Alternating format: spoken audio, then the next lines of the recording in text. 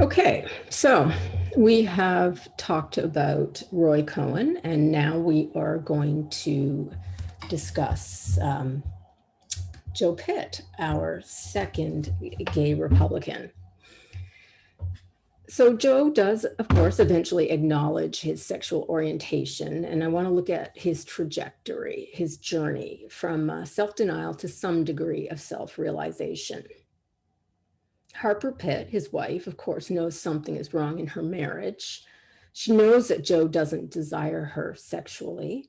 And it seems to me that possibly she intuits the truth, intuits why he doesn't desire her.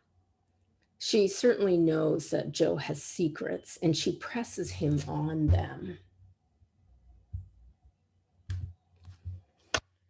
So when she meets Pryor in her Valium-drenched hallucination, and they find themselves on what they call the threshold of revelation, that is, they find themselves in a space of some kind of altered consciousness where they are able to feel a sort of blue streak of recognition that is a kind of epiphany or realization or revelation of truth. And in this space, in this threshold of revelation, Pryor looks at her and says, "Your husband's a homo."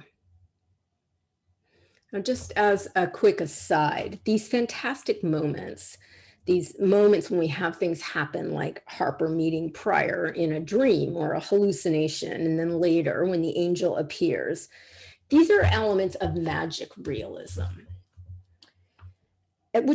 Magic realism is a genre or a literary mode that combines realism with fantastical elements. And in stories or plays that use magic realism, most scenes are realistic and the base storyline is realistic. But there are elements of fantasy that are more or less accepted by the characters. Anyway, so when Harper meets Pryor in her dream, and after having the revelation about Joe's sexual orientation, she pressures Joe to tell her the truth and to be honest with her. In fact, she asks him outright whether or not he's homosexual. And Joe's response is interesting. Joe says, "No, I'm not. I don't see what difference it makes.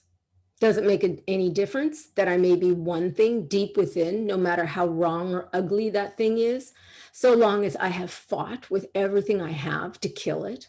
What do you want from me? What do you want from me, Harper? More than that?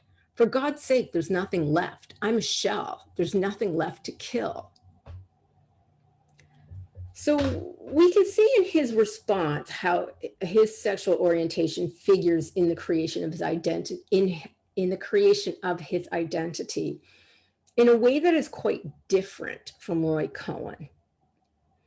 Unlike Roy, for Joe, sexual desire is something to be repressed and denied, something that has no place within and can't be reconciled with his living as a right-wing conservative Mormon man, as a married man who lives as or tries to live as a heterosexual. Like Roy, Joe splits off his desire for men from another primary identity, or he tries to. But unlike Roy, he does not feel that he can act on his desire. Rather, he has to kill it. Presumably, if he acts on it, it is no longer a separate identity. It becomes who he is. Whereas Roy feels he can act on his sexual desire without it defining him. Joe's use of the language of killing is significant in how it works in this passage. He says he's trying to kill that self that desires men, that he has fought with everything he has to kill it. And then he talks about how there is nothing left of him. There is nothing left of him to kill. So he moves from killing his desire to how he himself is being killed. And that's revealing. And I think that's intentional, smart writing on Kushner's part. Joe doesn't quite mean to say this, but what he says is that in the effort to kill that inner self that desires men, he's killing himself, that there really is no separation here between those two selves.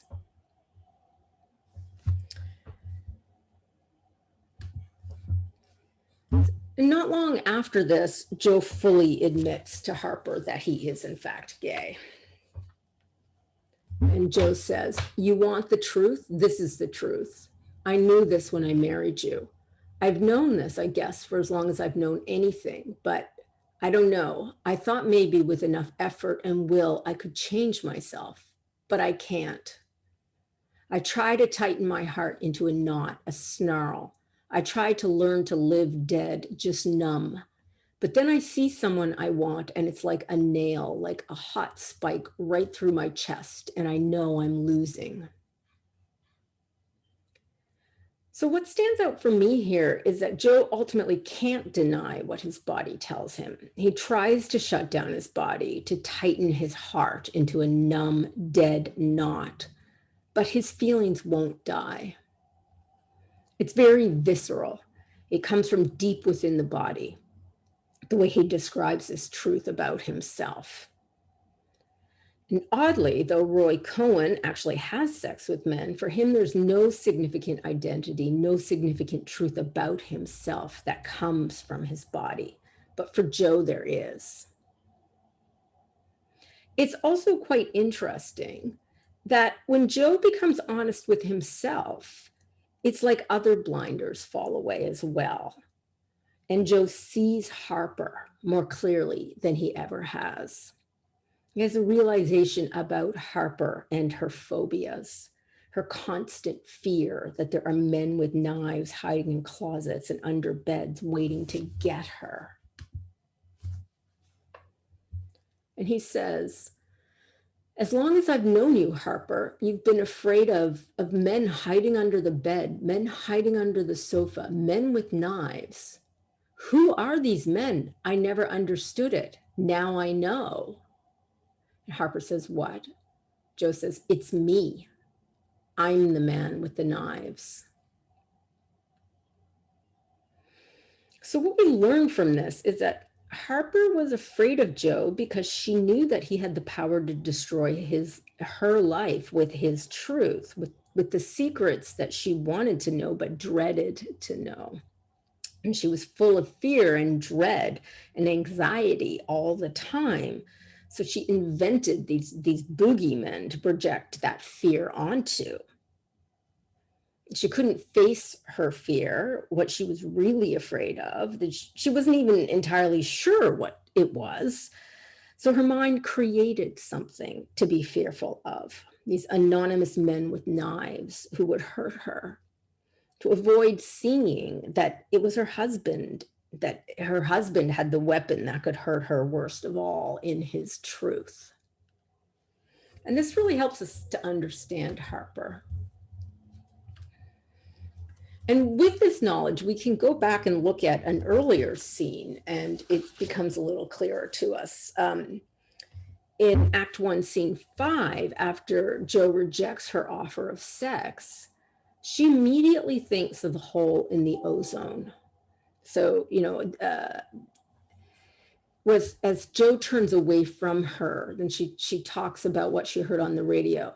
Then they went on to a program about holes in the ozone layer over Antarctica. Skin burns, birds go blind, icebergs melt.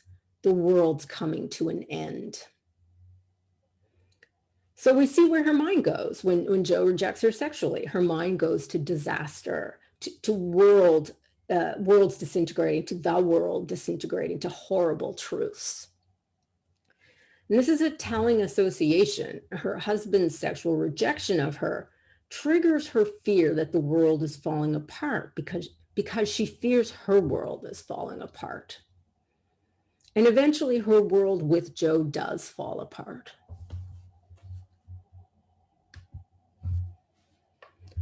But first, she spends some time in the Antarctic, which is also the object of her fears. And she calls her imaginary travel agent, Mr. Lies, and asks him to take her far away. So we have more magic realism here. And he takes her to Antarctica. And this has symbolic significance in that Antarctica is at the bottommost part of the world, and she journeys to the end of the world when her world with Joe is ending. But there's also a functional reason for Mr. Lies to take her there, in that it is so cold. It acts as a deep freeze for her emotions. So she can feel nothing for a while in order to gather strength before she moves on.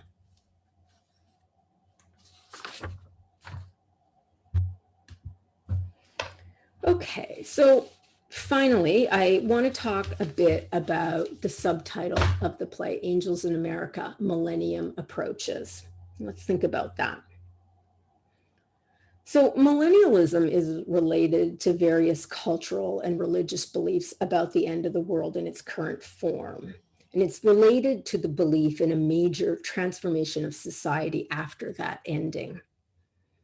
Millennialist thought tends to be associated with apocalyptic visions, and with the idea that after the ending brought about by the apocalypse, only the pure and the devout will survive. So two more words you should know is eschatology, which is the system of beliefs about the end of the world or the end of humankind, and eschatological, which is something that refers to the end of time. Something that is eschatological refers to the end of time.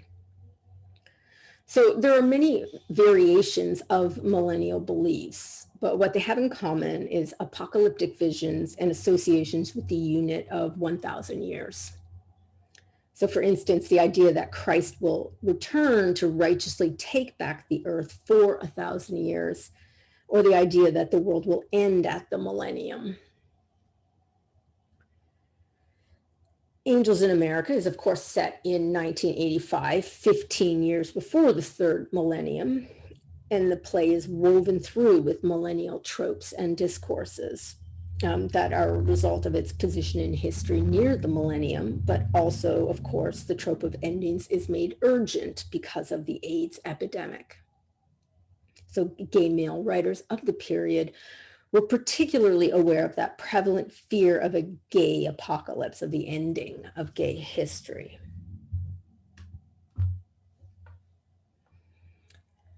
Now, as we've somewhat mentioned, Harper Pit is the character in the play who most regularly voices fears of disintegration.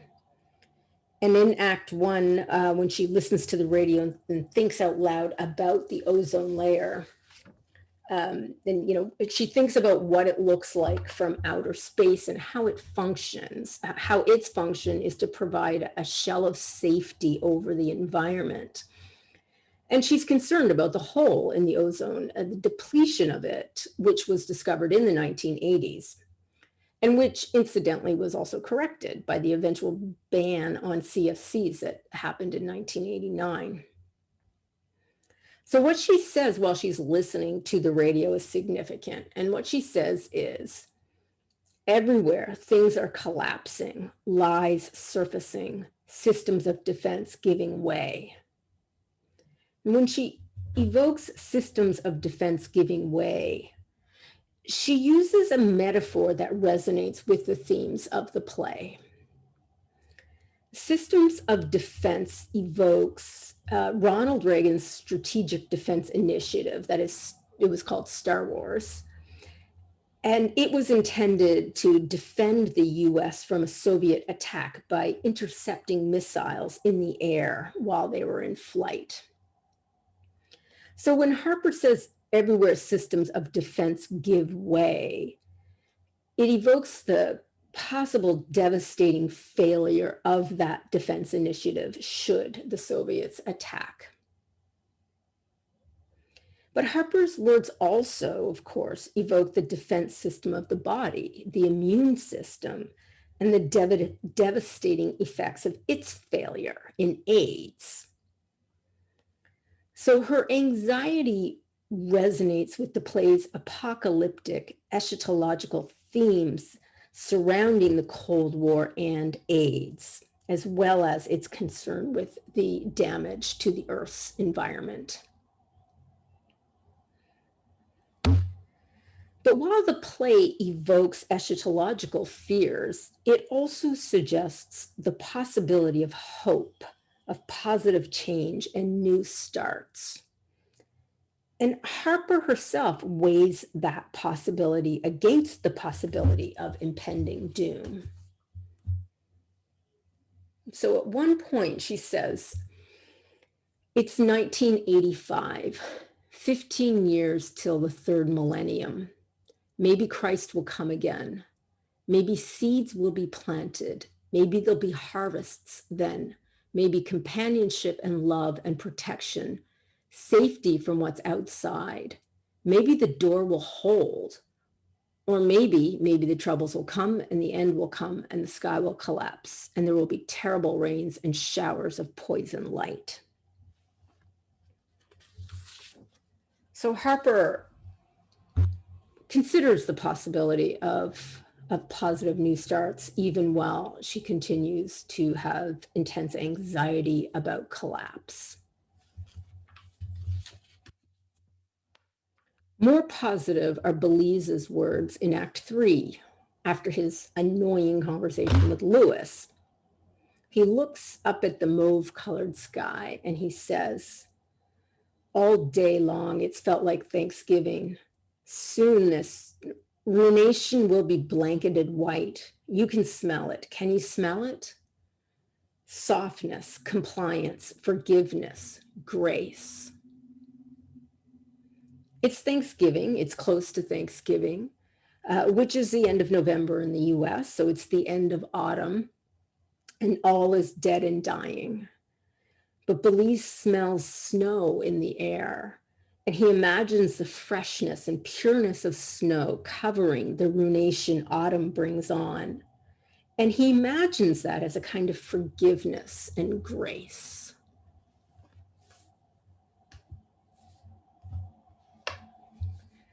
Forgiveness and grace offer second chances and fresh starts. And that's where part 2 of Angels in America will take us.